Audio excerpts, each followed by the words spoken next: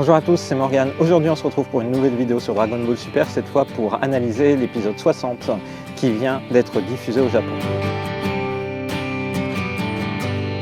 Alors, un bref résumé de cet épisode, c'est simple. Dans l'épisode précédent, Bilus vient d'annihiler Zamasu et annonce que normalement tout doit être rentré dans l'ordre dans le futur de Trunks. Trunks doute, Goku aussi, ce qui énerve fondamentalement Bilus. D'ailleurs, on ne sait pas vraiment pourquoi à l'heure actuelle, à part le fait de ne pas accepter que sa parole puisse être remise en cause. Enfin, cela dit, on sait que les futurs et l'évolution des futurs dans Dragon Ball est un peu plus compliquée, donc les suppositions de Trunks et de Goku paraissent assez légitimes.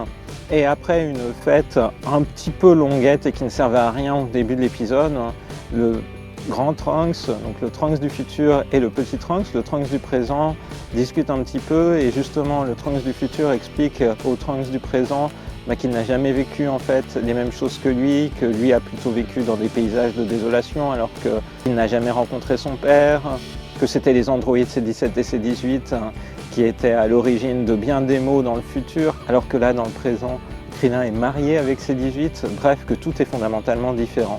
Mais en fait, ce qu'on sent depuis l'épisode précédent, c'est qu'il s'est vraiment noué un lien entre le Trunks du futur et le Trunks du présent. Et ça se termine alors que le Trunks du futur, Bulma, Son Goku et Vegeta s'apprêtent à partir dans le futur vérifier si la suppression de Zamasu a eu des conséquences. Et bien ça se termine sur une scène un peu émouvante où le Trunks du futur dit à la petite Mai de prendre soin de son homologue du présent. Et c'est plutôt mignon. En fait, la première partie de l'épisode, du coup, passer ces éléments-là, elle est assez anecdotique et c'est plutôt dans la seconde partie que se cachent les éléments un peu critiques. Cette deuxième partie, donc les personnages retournent dans le futur. C'est un peu surprenant de retourner aussi vite dans le futur, ils ne sont même pas entraînés, ils n'ont pas de plan. On ne sait pas vraiment où est-ce que tout ça nous mène. D'ailleurs, pourquoi Bulma y va? En fait, le choix des scénaristes d'emmener Bulma dans le futur n'est pas vraiment étayé plus que ça. On peut se dire, mais pourquoi cette fois-ci elle y va? Elle veut peut-être rencontrer Mai, elle veut peut-être quelque chose. On se doute qu'il y aura une importance pour ça plus tard, mais là pour l'instant, il n'y en a pas. Difficile de savoir vraiment comment justifier cet élément scénaristique. Le point critique, c'est que Goku, Black et Zamasu se retrouvent du coup à nouveau face à Trunks, Goku et Vegeta qui n'ont pas de plan, ou plutôt le plan de Goku, c'est de battre Goku Black directement. Donc Vegeta, quand il voit Goku Black arriver, qu'est-ce qu'il fait? Il se transforme tout de suite en Super Saiyajin Blue. Goku Black arrive, se transforme en Super Saiyajin Rose et prend déjà l'avantage. Et là, c'est la révélation de la fin de l'épisode qui était annoncée par le titre même de l'épisode. La vraie nature de Goku Black est révélée. Et bien c'est Zamasu qui a utilisé l'un de ses vœux des Super Dragon Ball pour échanger son corps avec Son Goku et tuer Son Goku de ses propres mains. L'épisode se termine là-dessus. Le trailer de l'épisode prochain promet encore son lot de révélations. On voit par exemple que quelqu'un arrache sa boucle d'oreille à Gowasu. On voit une poignée de main entre Zamasu et Goku Black, donc on peut imaginer qu'on va nous révéler un peu plus tous les détails du plan zéro humain que porte Zamasu. Voilà donc pour le résumé. Au niveau de l'histoire, il y a quand même deux éléments notables dans cet épisode. D'abord, en fait, ce temps assez long dans la première moitié de l'épisode qui précède le fait que Goku, Vegeta, Trunks et Bulma partent dans le futur. C'est un petit peu comme si c'était la séquence préalable au combat final. Peut-être que l'arc de Trunks du futur est en train de passer un nouveau cap. Peut-être qu'on va véritablement vers sa conclusion. Je sais pas trop, c'est un petit peu étonnant. Autre élément étonnant en fait, c'est l'attitude de Bilus dont on ne comprend pas vraiment en fait pourquoi il veut à ce point s'opposer à ce que Goku et Vegeta retournent dans le futur pour vérifier ce qui s'est passé. Sans doute qu'au niveau des dieux, il doit y avoir des choses qui sont en jeu. Il dit qu'il ne veut pas aller lui-même dans le futur parce qu'il ne veut pas transgresser la règle qui dit que les voyages dans le temps sont interdits. Mais je me dis qu'il y a quand même quelque chose qui doit se cacher derrière. Le deuxième élément, c'est la révélation de la nature de Goku Black. À vrai dire, on s'y attendait un petit peu que Goku Black soit un des Zamasu. C'est donc lequel des Zamasu des timelines, on ne sait pas trop. J'ai vu qu'une théorie populaire à l'issue de cet épisode-là, c'était qu'en fait, Goku Black serait le Zamasu de la timeline actuelle si Trunks n'était pas arrivé. Je trouve que c'est assez pertinent Et c'est plus pertinent en fait que de se dire qu'ils ont échangé leur corps avec le Goku qui était décédé. C'était un petit peu ce que beaucoup de gens se disaient au tout début de l'apparition de Goku Black, et notamment une scène longuement discutée où on voyait Goku Black semblant se tenir le cœur. Mais sans doute que c'était juste une fausse piste. Moi j'aime assez cette théorie de se dire que on sait que la venue de Trunks dans le présent a sans arrêt causé des divergences. On l'a vu dans l'arc des cyborgs, puisqu'il y a eu le futur de Trunks où les cyborgs ont été détruits par lui, et puis il y a le futur de Trunks où Trunks lui-même est tué par Cell. Donc il y avait déjà cette divergence qui était née.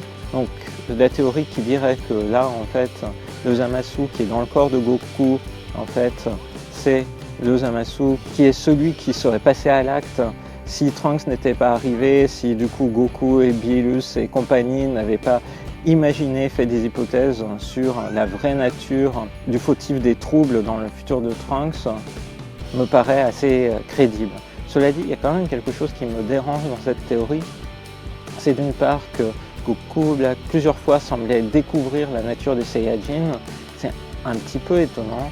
Et le deuxième point qui me semble incohérent, ou en tout cas surprenant, c'est pourquoi Zamasu, donc un Zamasu du futur dans lequel Trunks ne serait pas intervenu, pourquoi un Zamasu qui n'aurait jamais vraiment été mis face à face avec Goku aurait tant tenu à acquérir le corps du Saiyajin pour aller habiter ce corps et mettre à bien son plan.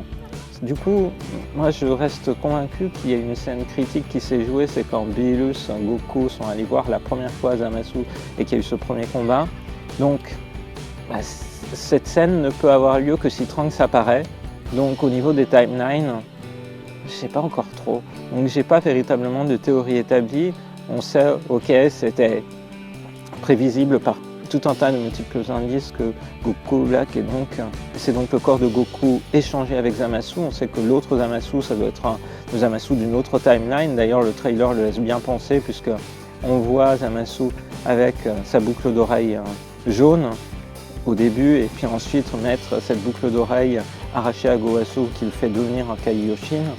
Donc il y a eu cette rencontre entre des personnes dans différents univers, dans différentes timelines.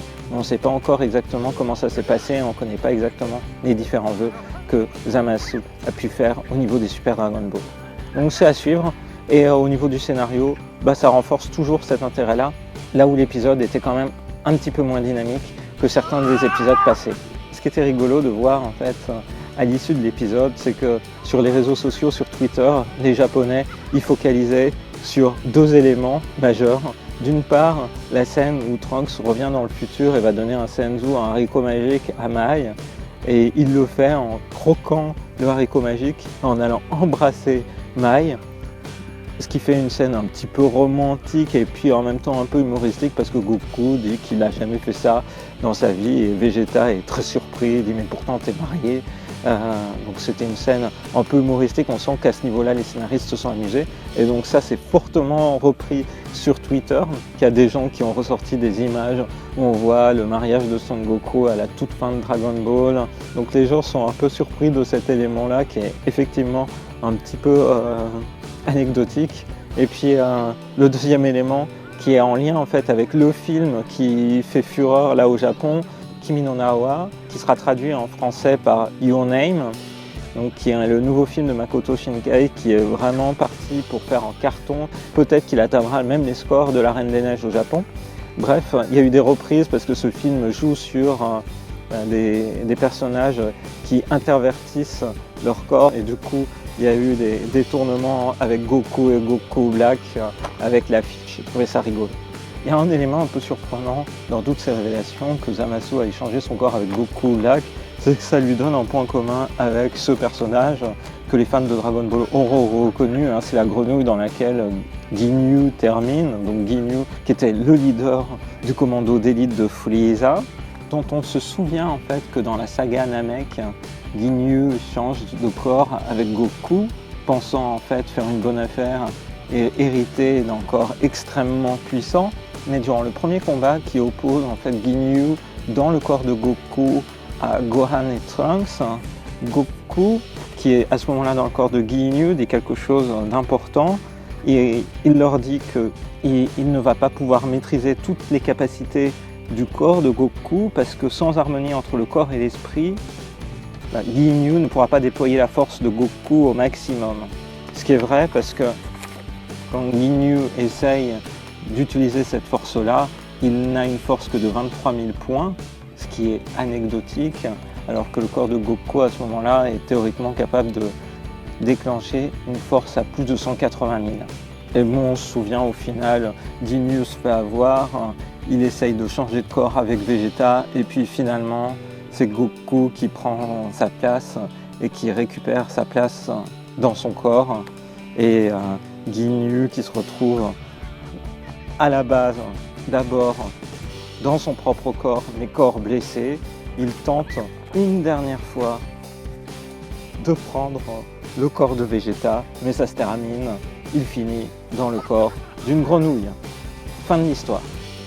Et là, Zamasu, qui aurait pris le corps de Goku, aurait suffisamment de contrôle de ce corps-là pour le maîtriser pleinement, devenir Super Saiyajin Rose et dépasser le stade des Super Saiyajin Blue.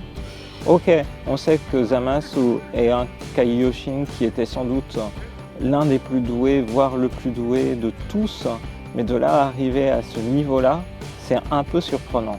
Donc on va voir si dans la suite on a une explication par rapport à cette situation. En tout cas, moi mon intérêt pour le scénario reste intact.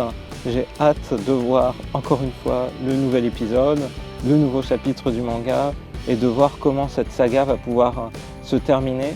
Moi j'espère vraiment que ça sera un petit peu construit et réfléchi. J'espère pas un twist scénaristique où d'un coup Goku, Vegeta deviendra extrêmement puissant, encore plus puissant qu'ils ne le sont alors qu'ils ne se sont même pas entraînés. Mais bon, on ne sait pas. Voilà, ça sera à suivre. En attendant, je trouve que cet arc-là continue de remplir son rôle. Et du coup, moi, en tant que fan de Dragon Ball, je suis satisfait. Et toi, qu'est-ce que t'en as pensé? Je finis par me prendre au jeu des pseudo-mystères, entre guillemets. De ah ouais, bon, alors qu'est-ce qu'ils ont bien pu inventer encore? Je trouve que ça manque de phase d'entraînement, de level up. Vegeta, il dit bien qu'il faut partir avec un plan si jamais l'ennemi est toujours là. Et on se souvient que justement, quand il est allé sur la planète Namek, par exemple, il avait établi un plan béton. Il n'y est pas allé au pif comme ça. Bon, je crois en ma propre force, et voilà. Alors que là, typiquement, ils ne peuvent pas croire en leur propre force parce qu'ils ont déjà été laminés, quoi. Donc voilà, je trouve que dans cet épisode, à un moment donné, il dit Saiyajin Rashikunai. C'est voilà, ça ressemble pas à un Saiyajin et je trouve que c'est tout à fait ça. De toute façon, pour moi, cette série-là, elle est très Saiyajin Rashikunai. Je vois ton point de vue et j'ai vu que ton point de vue était aussi repris sur le Twitter japonais la semaine dernière qui disait que Goku était particulièrement bête en fait dans cette série de Dragon Ball Super, alors qu'à la fin de Dragon Ball, il était quand même plutôt intelligent, il avait provoqué Boo d'une certaine manière en fait qu'il tue Babidi.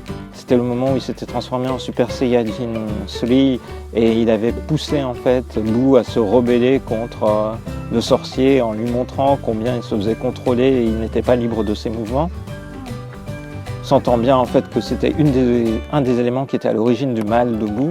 Et là en fait, il paraît pas plus intelligent que ça, alors que ce soit dans la saga de Cell, où il avait beaucoup compté sur son fils Gohan, ou là dans la saga de Boo, où il avait quand même mis en place des stratégies qui paraissaient prometteuses. Là en fait il n'y a aucune stratégie. C'est très surprenant. Voilà, c'est oui, bon, on passe du bon temps, allez, Trunks, il faut manger. Et puis après, bon, si Goku Black est toujours là, je vais me le refaire un coup et c'est tout. Voilà. D'autres on sait que normalement, dans l'épisode suivant, ils vont se faire laminer la face. La question est comment vont-ils se faire laminer la face et quel sera le rebondissement suivant? On n'en sait pas plus parce que les titres des épisodes suivants n'ont pas encore été dévoilés. Donc là, en fait, les seules choses qu'on sait, c'est qu'ils sont partis pour se faire détruire la tête dans l'épisode suivant, qu'il y aura des choses sur le plan de Zamasu qui seront révélées, et on le voit bien à travers le trailer.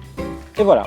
Donc rendez-vous la semaine prochaine pour en savoir plus, et en croisant les doigts pour que l'intrigue continue d'être explorée et que les personnages reviennent quelque part à leur vraie nature. Voilà, j'espère que cette vidéo vous a plu et je vous donne rendez-vous dans une prochaine vidéo sur la chaîne de Rosalis. Bye bye.